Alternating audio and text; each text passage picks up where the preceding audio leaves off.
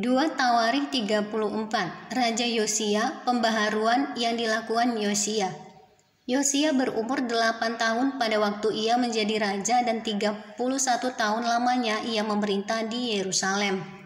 Ia melakukan apa yang benar di mata Tuhan dan hidup seperti Daud bapa leluhurnya dan tidak menyimpang ke kanan atau ke kiri. Pada tahun ke-8 dari pemerintahannya, ketika ia masih muda belia, ia mulai mencari Allah Daud bapa leluhurnya.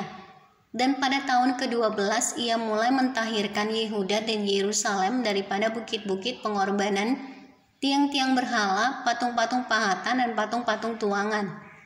Mesbah-mesbah para Baal dirobohkan di hadapannya. Ia menghancurkan pedupaan-pedupaan yang ada di atasnya. Ia meremukkan dan menghancur luluhkan tiang-tiang berhala, patung-patung pahatan dan patung-patung tuangan, dan menghamburkannya ke atas kuburan orang-orang yang mempersembahkan korban kepada berhala-berhala itu.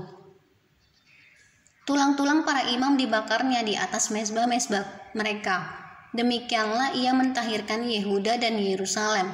Juga di kota-kota Manasye, Efraim dan Simeon, sampai di kota-kota Naftali yang di mana-mana telah menjadi reruntuhan.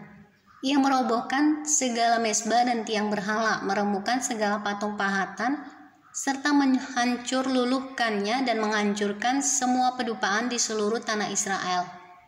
Sesudah itu ia kembali ke Yerusalem.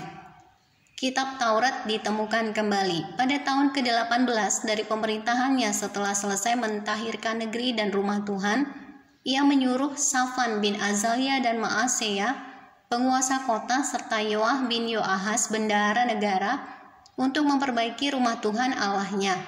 Maka datanglah mereka kepada imam besar Hilkia dan menyerahkan kepadanya uang yang telah dibawa ke rumah Allah dan yang telah dikumpulkan oleh orang-orang Lewi, yakni oleh para penjaga pintu dari orang-orang Manasye dan Efraim, dan dari semua orang yang masih tinggal dari Israel, pula dari seluruh orang Yehuda dan Benyamin, dan dari penduduk Yerusalem. Uang itu diberikan mereka ke tangan para pekerja yang diangkat untuk mengawasi rumah Tuhan, dan mereka itu yang bekerja dalam rumah Tuhan mengeluarkannya untuk membetulkan dan memperbaiki rumah itu. Mereka memberikannya kepada tukang-tukang kayu dan tukang-tukang bangunan, supaya tukang-tukang itu membeli batu pahat dan kayu untuk tupai-tupai dan untuk memasang balok-balok pada gedung-gedung yang oleh raja-raja Yehuda dibiarkan roboh. Orang-orang itu melakukan pekerjaan itu dengan setia. Orang-orang yang diangkat menjadi pengawas mereka ialah Yahat dan Obaja, orang-orang Lewi dan dari Bani Merari. Sedangkan Zakaria dan Mesulam dari Bani Kehat mengepalai semua. Dan semua orang Lewi yang pandai memainkan alat-alat musik mengepalai kuli-kuli dan mengiringi semua tukang dalam pekerjaan apapun. Dari antara orang-orang Lewi itu ada yang menjadi panitera, pengatur atau penunggu pintu gerbang. Ketika mereka mengeluarkan uang yang telah dibawa ke rumah Tuhan, Imam Hilkia menemukan kitab Taurat Tuhan yang diberikan dengan perantaraan Musa. Maka berkatalah Hilkia kepada Safan, panitera negara itu, "Aku telah menemukan kitab Taurat di rumah Tuhan." Lalu Hilkia memberikan kitab itu kepada Safan, dan Safan membawa kitab itu kepada raja. Ia juga menyampaikan kabar kepada raja, "Segala sesuatu yang ditugaskan kepada hamba-hambamu telah mereka laksanakan. Mereka telah mengambil seluruh uang yang terdapat di rumah Tuhan dan memberikannya ke tangan para pengawas dan para pekerja." Safan panitera negara itu memberitahukan juga kepada raja, "Imam Hilkia telah memberikan kitab kepadaku." Lalu Safan membacakan sebagian di depan raja. Segera sesudah raja mendengar perkataan Taurat itu, dikoyakannya lah pakaiannya.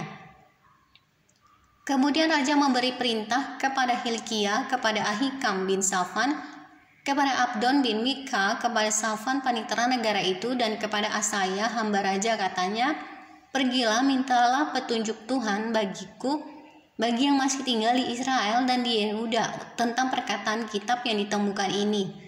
Sebab hebat kehangatan murka Tuhan yang dicurahkan kepada kita, oleh karena nenek moyang kita tidak memelihara firman Tuhan dengan berbuat tepat seperti yang tertulis dalam kitab ini." Maka pergilah Hilkia dengan orang-orang yang disuruh raja kepada Nabiyah Hulda, istri seorang yang mengurus pakaian-pakaian, yaitu Salum bin Tokhat, bin Hasra, penunggu pakaian-pakaian. Nabiah itu tinggal di Yerusalem di perkampungan baru. Mereka berbicara kepadanya sebagaimana yang diperintahkan. Perempuan itu menjawab mereka, beginilah firman Tuhan Allah Israel. Katakanlah kepada orang yang menyuruh kamu kepadaku, beginilah firman Tuhan, sesungguhnya aku akan mendatangkan malapetaka atas tempat ini dan atas penduduknya, yakni segala kutuk yang tertulis dalam kitab yang telah dibacakan di depan Raja Yehuda, karena mereka meninggalkan aku dan membakar korban kepada Allah lain dengan maksud menimbulkan sakit hatiku dengan segala pekerjaan tangan mereka. Sebab itu nyala murkaku akan dicurahkan ke tempat ini dengan tidak padam-padam. Tetapi kepada Raja Yehuda yang telah menyuruh kamu untuk meminta petunjuk Tuhan, kamu harus katakan demikian.